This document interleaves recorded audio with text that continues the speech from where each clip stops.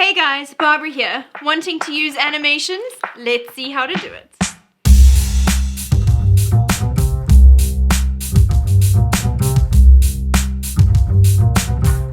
Animations will help you to control the pace and delivery of your presentation.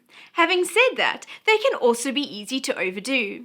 It's important that we use them wisely and find a balance between having no animations to having well thought out animations. There are a number of animation options that you can use in order to control how the images and text appear on your slides.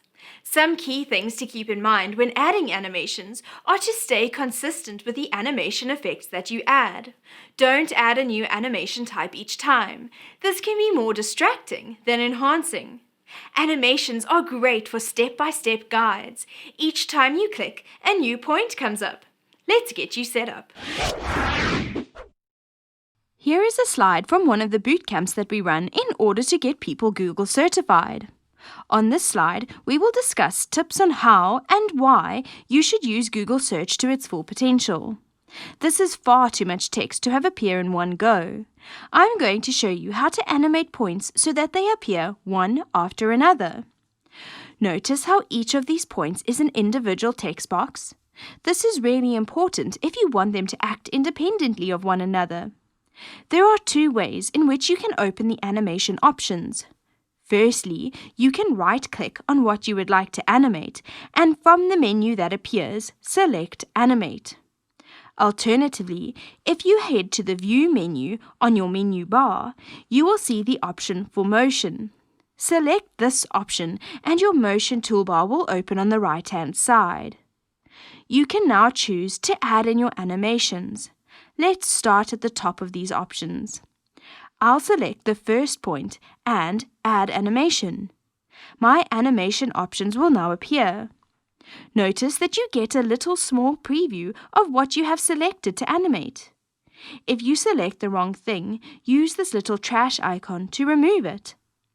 The first option here is how your text will appear. You have a number of options to choose from.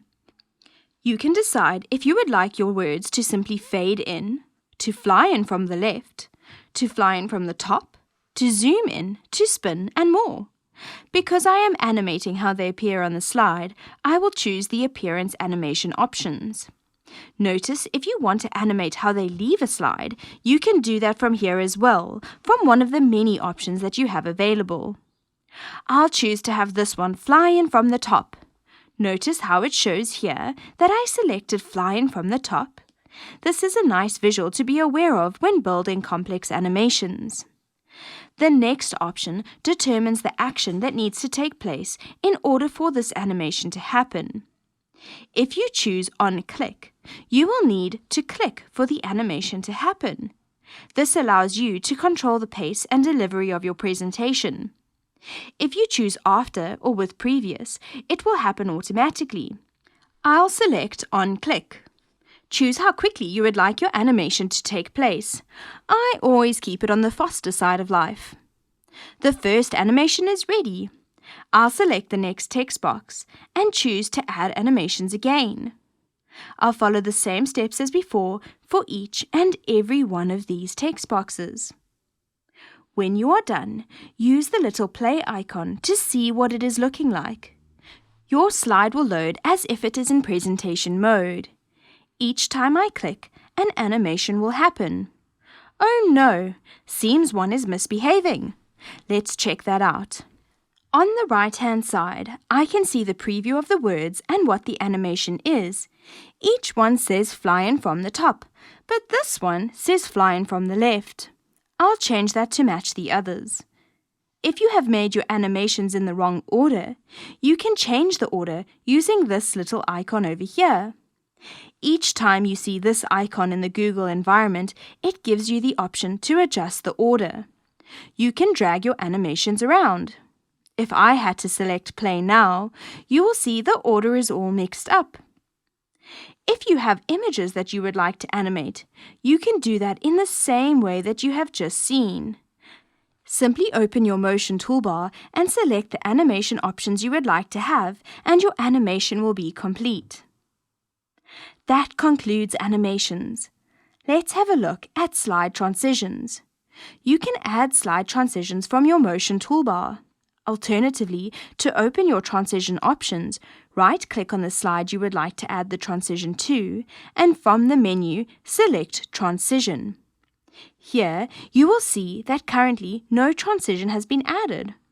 From the drop-down menu, you will see the options to have your slide dissolve, fade, slide in from the right or left, to flip, move as a cube or as a gallery. I'll select Gallery.